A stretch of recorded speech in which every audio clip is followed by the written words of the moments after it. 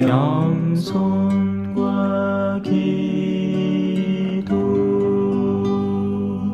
찬미 예수님, 하늘에 올라가실 때가 찾아 예수님께서는 예루살렘으로 가시려고 마음을 굳히셨다. 그래서 당신에 앞서 심부름꾼들을 보내셨다.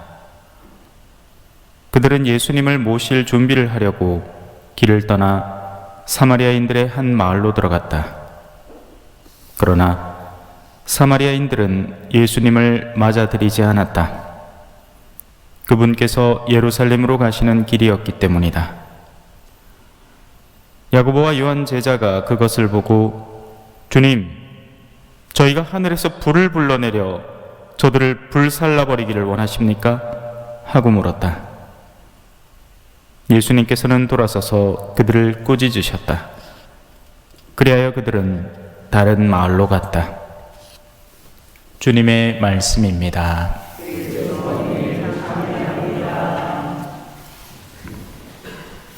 찬미 예수님,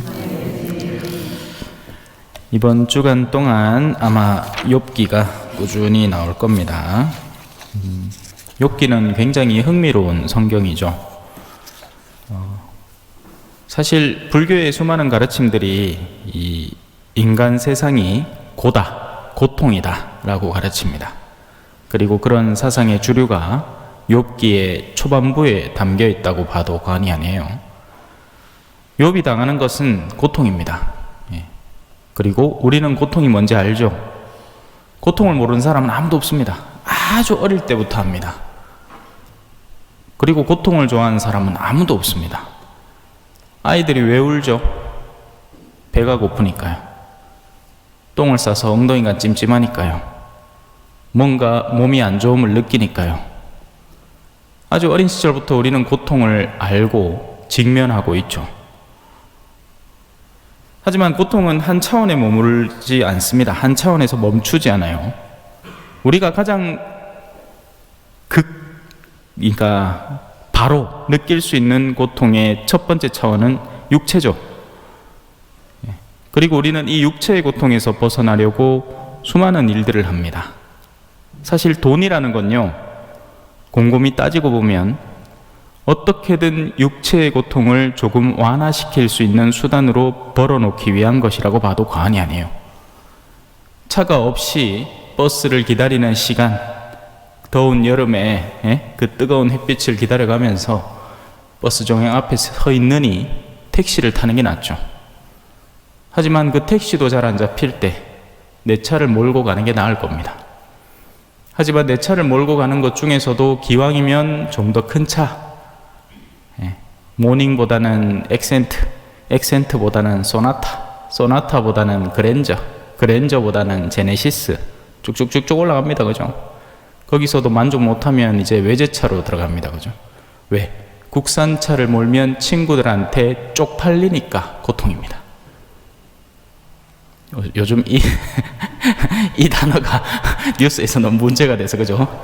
누가 비속어 썼다고 난리던데. 수치스럽죠. 자, 이제 고통이 다른 차원으로 번져가는 게 보이십니까? 사실상 엑센트를 타나 소나타를 타나 거기서 거기입니다. 그때부터는 영혼의 고통이 첨가되는 겁니다.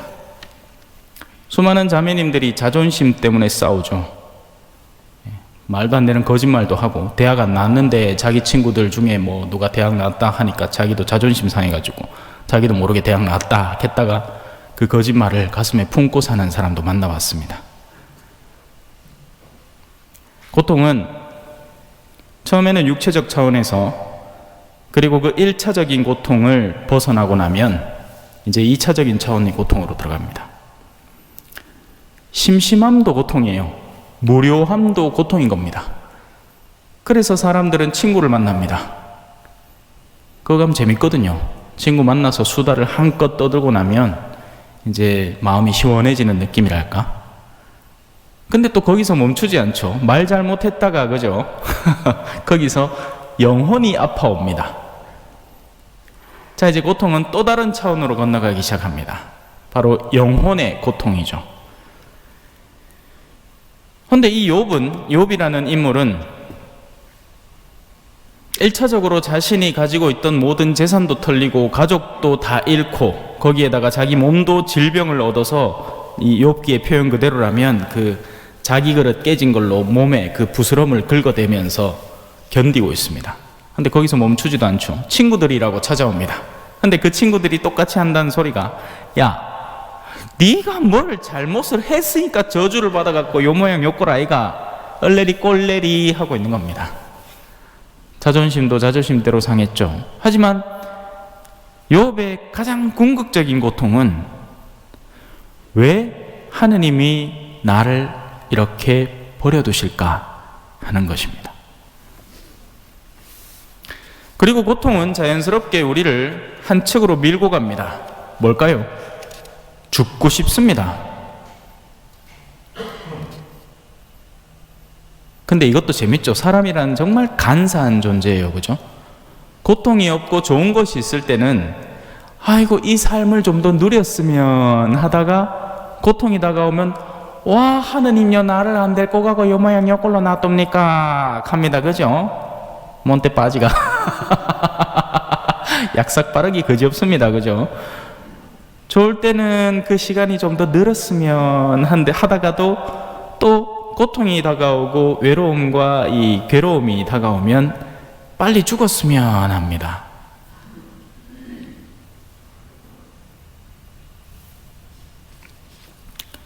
그것이 인간의 본질이에요. 고통을 싫어하는 것, 고통을 피하고자 하는 것. 그래서 이 지상에서 난리북새통을 치고 있는 겁니다. 우리가 하는 거의 대부분의 활동은 고통을 피하고자 하는 겁니다. 그런데 여기 이상한 분이 한 분 계십니다. 일단 복음 한 호송을 먼저 한번 짚고 넘어가죠. 사람의 아들은 섬기러 왔고 누군가를 섬긴다는 건 고통입니다. 그래서 요즘 똑똑한 며느리들은 그죠? 예? 설이나 추석 되면 이제 별의별 핑계를 다 댑니다. 그죠? 시집에 안 가려고 똑똑해가지고. 왜냐면 가는 건 고통이거든요. 그거 갖고 내가 왜 우리 엄마한테도 내가 굽신거린 적이 없는데 왜 시어머니 밑에 가갖고 내가 굽신거려야 되냐 이거죠. 예? 그라이 뭐 같이 살지도 않고. 예. 요새 뭐 누가 뭐 섬기고 뭐 집에 살고 뭐 맏며느리고 이런 개념 자체가 없죠. 그리고 어른들도 이제는 기대를 안 합니다. 그죠? 기대하면 그게 욕심쟁이라는 걸 알아요. 자기들도 그러고 싶었고, 한편으로는 나는 그래 했는데 야 아들은 그래 하나 섭섭하기도 하고 막 속이 막 썩어 문드러집니다. 그죠? 예.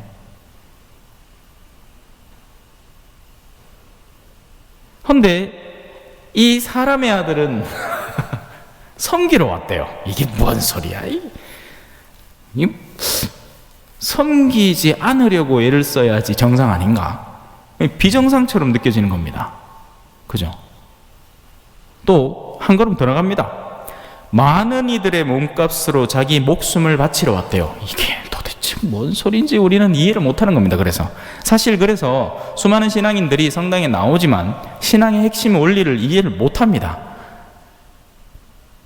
왜 그런 말들 들어보셨죠? 성당 왜 나오십니까? 마음의 평화를 위해서요. 그 말은 뭐예요? 내 마음이 무거운 게 성당 나와서 나는 평화를 찾겠다, 마음의 고통을 덜겠다 이 말입니다. 그런데 우리가 뒤따르는 그분은 사람들을 구하기 위해서 자기를 고통 속으로 밀어넣는 분이란 말이에요. 오늘 복음의 장면도 사실은 크게 다르지 않습니다. 여러분, 어제 복음이 뭐였느냐면요, 제자들이 우리 중에 누가 제일 큰가 이걸로 막 싸워요. 그러니까 예수님이 이렇게 말해요. 너희 가운데 가장 작은 사람이 큰 사람이다. 제자들은 이해를 못하는 겁니다. 커져야 되는데, 내가 유명해지고 내가 잘났고 내가 능력 있고 내가 돈 많고 내가 뻗팅겨야지 이게 세상 속에서는 잘난 사람인데, 잘난 사람은 잘난 대로 살고 못난 사람은 못난 대로 살아야 되는 세상인데, 그래서 우린 잘난 사람이 되려고 그렇게 애를 쓰는데 작은 사람이 되래요. 또 뭔 소리야? 그 전날 보면 더 웃깁니다. 안 웃길 수도 있고. 그거잖아, 월요일 복음. 잠깐만, 오늘 무슨 요일입니까? 오늘 화요일이냐? 어제 복음이나. 여하튼 예수님이 순환으로 향해서 자발적으로 들어가는 여정 중에 있습니다. 그게 예루살렘의 여정이에요. 하늘에 올라가실 때가 찾아라는 이 앞 단어는 이뻐 보이죠. 아, 예수님께서 성모 마리아 하늘나라에 들어올림, 막 빛이 반짝반짝거리고 이쁘고 좋은 것 같잖아요. 죽어야 올라가죠. 안 그래요? 죽어야 올라가죠. 그 말은 뭐예요? 예수님께서 예루살렘으로 가신다는 말은 지금 죽으러 간다는 얘기예요. 예수님은 당신의 여정을 알고 있었고 당신의 길에 무엇이 놓여 있는지도 알고 있고 그것을 자발적으로 그리로 걸어 들어간 겁니다. 사실 수많은 신학생들이 자기가 걸어가는 여정을 모릅니다. 알면 안 갈 거예요. 다들 어떤 데 이 매력을 느껴서 다가올까요?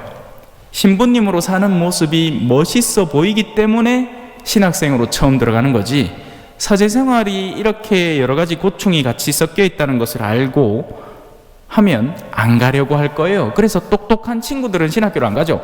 약간 좀 이런 아들이 갑니다. 이런 아들이 눈치 잘 모르고 뭐 가락하면 가고 뭐 좋은 하락하면 하고 뭐 그런 아들이 가요. 막상 가보면 그 여정이 탄탄대로가 아니죠. 가시밭길입니다. 그죠? 아이마 전부 다 신부들로 하겠지. 좋은 것만 잔뜩 놓여있으면, 그죠? 소문이 금방 날 거 아닙니까? 자, 앞서 제가 고통에 대해서 설명을 했습니다. 사람은 누구나 고통을 피하려고 애를 써요. 가진 애를 다 씁니다. 어떻게든 그 고통을 피하려고요.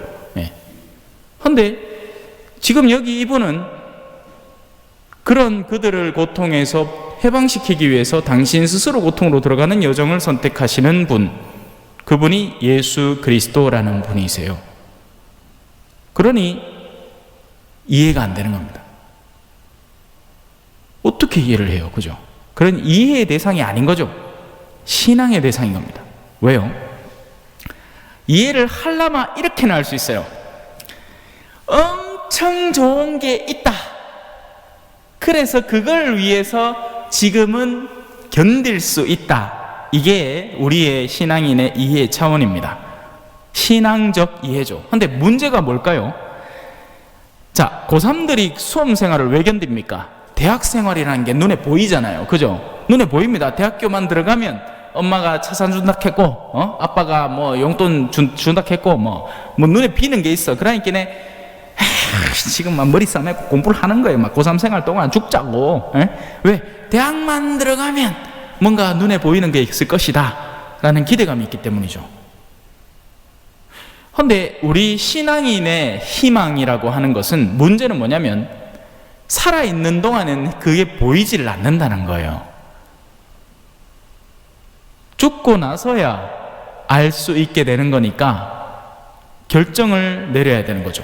믿을 것인가 말 것인가. 그래서 우리에게 믿느냐 마느냐 하는 문제는요, 단순히 세례를 받았느냐 아니냐, 성당을 나오고 있느냐 아니냐의 문제가 아닙니다. 우리가 진짜 믿는다면 믿는 사람으로서의 특징은 이렇게 드러나야 됩니다. 현세에서는 내가 많은 손해를 볼 것 같기도 하지만 멀리 다가올 그 희망의 약속을 바탕으로 이 현세의 고통을 견뎌내는 사람, 그게 진짜 믿는 사람의 표양이에요. 그래서 허투루 믿는 사람들이 많아요. 오히려 믿음을 통해서 세상적 이득을 얻으려는 사람들이죠. 그 사람들은 길을 잘못 짚어도 굉장히 잘못 짚은 겁니다. 그런 여정은 없어요. 세상에서는 다 그렇잖아요. 아무리 얻어도 죽음을 통해서 내려놓고 갑니다. 어제도 한 분 돌아가셨죠. 우린 오늘 위령미사 목록이 엄청 많대요. 다 돌아가신 분들이잖아요. 그 무엇도 가져갈 수 없는 이 세상에서 무언가를 쌓은들 언젠가는 무너져버릴 모래성에 불과합니다. 그렇다면 영혼의 가치에 눈을 돌리고 한번 믿어봐야 되지 않겠습니까?